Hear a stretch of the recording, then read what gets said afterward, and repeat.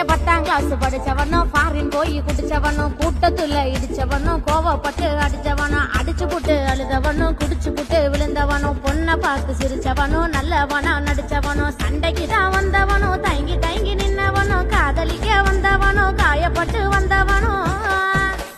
வலிய மறங்க குடிச்சவனும் பழைய கதைய நினைச்சவனும் திறமையால பொழைச்சவனும் ஓயாமத்தான் உழைச்சவனும் வேலை வெட்டி செய்யாம ஊரை சுத்தி வந்தவனும்